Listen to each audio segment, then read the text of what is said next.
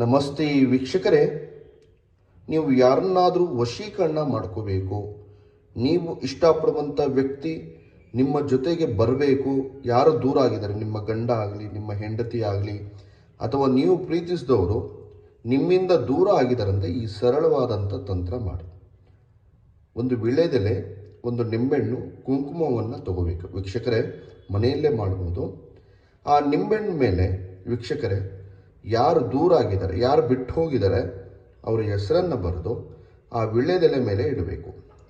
ಇಟ್ಟು ವೀಕ್ಷಕರೇ, ಕುಂಕುಮವನ್ನು ಎಡಗೈಯಿಂದ ತಗೊಂಡು ಓಂ ಕ್ಲೀಂ ಸರ್ವ ಇಚ್ಛಾ ವಶಂ ಕುರು ಕುರು ಸ್ವಾಹ ಈ ಮಂತ್ರವನ್ನು ಹೇಳ್ತಾ ಅವರ ಹೆಸರನ್ನು ಮನಸ್ಸಿನಲ್ಲಿ ನೆನೆಸ್ಕೊಂಡು ಎಡಗೈಯಿಂದ ಆ ನಿಂಬೆಹಣ್ಣಿನ ಮೇಲೆ ಕುಂಕುಮವನ್ನು ಹಾಕಬೇಕು. 108 ಸಲ ಹಾಕಬೇಕು ವೀಕ್ಷಕರೇ.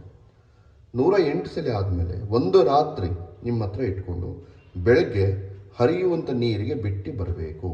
ಬಿಟ್ಟು ಬನ್ನಿ. ಯಾರು ದೂರ ಆಗಿದ್ದಾರೆ, ಯಾರು ಬರಬೇಕೋ ಅವರಾಗೆ ನಿಮ್ಮ ಹತ್ರ ಬರ್ತಾರೆ. ಮಾಡಿ. ನಮಸ್ಕಾರ.